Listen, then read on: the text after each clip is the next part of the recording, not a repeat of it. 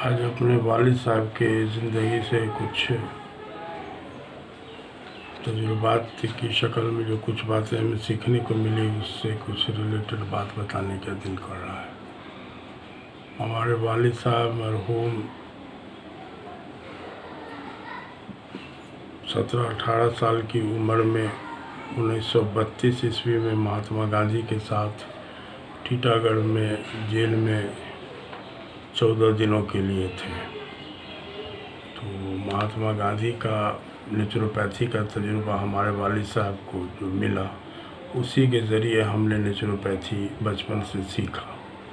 और बचपन से वालिद साहब हमारे साथ नेचुरोपैथी हम लोग पर अप्लाई करते थे। बुखार लगता था तो संतरा मंगवा के खिलाते थे। तो मेरे वालिद साहब मरहूम महात्मा गांधी के बारे में बोला करते थे कि महात्मा गांधी जो थे ना, वो अंग्रेज़ को ठगते थे। मतलब ये कि अनशन होता था तो महात्मा गांधी के साथ उनकी बकरी भी जेल में हो जाती थी, तो उसी बकरी का वो दूध पीते थे प्लस संतरा का जूस। इसके अलावा कोई दूसरे जानवर का दूध भी नहीं पिएंगे, अनशन पे भात रोटी नहीं खाएंगे। तो अंग्रेज़ लोग परेशान हो जाता था कि ये अनशन पे हैं, अगर इनको कुछ हो गया तो पूरा हिंदुस्तान पगला जाएगा। तो अब अंग्रेज़ का डॉक्टर लोग पल्स प्रेशर देखता रहता था, जबकि एक हकीकत है कि बकरी का दूध और संतरा का दूध पी के कोई भी इंसान ज़िंदगी भर रह सकता है। दूध में अल्लाह ने पूरी ग़िज़ाइयत रखी है। जो दूध के साथ, दूध में सिर्फ आयरन की कमी होती है, जो संतरा वगैरह कोई फल के साथ खा लेने से पूरी ग़िज़ाइयत पूरी हो जाती है। इसलिए हदीस में भी दूध को कहा गया है कि ये मशरूब के साथ ग़ज़ा भी है। तो बहरहाल अंग्रेज़ इस बात को नहीं समझ पाते थे। तो और महात्मा गांधी ने नेचुरोपैथी पे एक किताब भी लिखी है, आरोग्य की कुंजी। और उनका तजुर्बा था कि अब आजकल का डॉक्टर लोग जितना किसी मर्ज़ के तशख़ीस में यानी डायग्नोसिस पर टाइम लगा देता है, उतने टाइम में हल्का सा डाइट कंट्रोल प्लस एनीमा के ज़रिए पेट साफ कर देने से बहुत सारे बीमारी का रोक हो जाता है। बड़ी से बड़ी बुखार का मामला भी रुक सकता है। तो हमारे वालिद साहब को की ज़िंदगी में नेचुरोपैथी का तजुर्बा इसी महात्मा गांधी के संगत से हुआ था। तो बहरहाल हमारे वालिद साहब की ज़िंदगी की बहुत सारी चीज़ें हैं जो अब हमको याद आता है। बचपन में उनका पाँव दबाते रहते थे, तो उसी बीच में एक बार बताए कि टीटागढ़ में एक कोई बुज़ुर्ग हकीम साहब थे, जो दादा मरहूम बोलते थे कि इनकी खिदमत करो तो कुछ सीखोगे।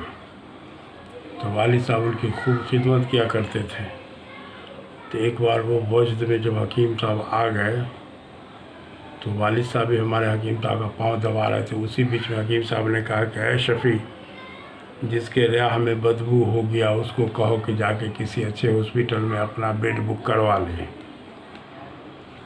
तो उस ज़माने में इस वाक़े की, इस सेंटेंस की हमारे नज़दीक कोई ख़ास अहमियत नहीं थी। लेकिन जब हम इस प्रोफेशन में आए, इलाज वाले प्रोफेशन में आए, ख़ास कर नेचुरोपैथी के ज़रिए, तो हमको लगा कि शायद ये सेंटेंस जो था वो हमारे लिए बहुत कीमती साबित हुआ। हमने बहुत कोशिश किया कि चचा वगैरह से वो हकीम साहब का नाम पता लगावे, लेकिन पता नहीं लग सका। अब तो हमारे सब चचा, तीनों चचा गुज़र गए। तो बहरहाल उनका कहा हुआ एक सेंटेंस के, जब किसी के रियाह में अगर बदबू हो गया तो उसको कहो कि किसी अच्छे हॉस्पिटल में अपना बेड बुक करा ले। और रियाह में बदबू का मीनिंग कि कब्ज़ का इससे अच्छा डिफिनेशन हमको नहीं लगा कि शायद किसी ने किया होगा। मेडिकल साइंस वाले जो है कब्ज़ के बारे में बहुत ऐसी बात बोलते हैं कि रोज़ाना 3 बार से लेके हफ्ता में 3 बार लैट्रिन होना, उसको लोग नॉर्मल बात मानते हैं।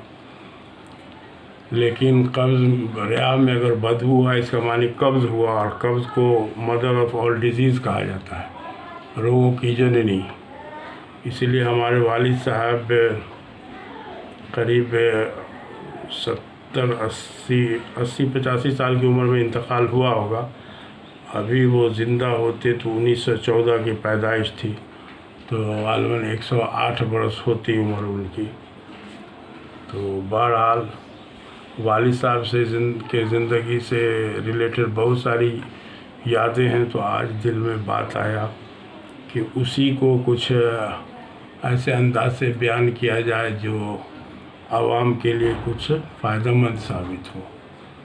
तो इंशाअल्लाह और सब चीज़ उनके सखावत से रिलेटेड बहुत सारी बातें हैं, इंशाअल्लाह इसको मैं बताऊंगा। अब है कि इस तरह का वीडियो अगर इस तरह की जानकारी अगर अच्छी लगे तो इसको लाइक शेयर और सब्सक्राइब कर लीजिए। इंशाअल्लाह छोटा वीडियो ही बनाऊंगा। ठीक है।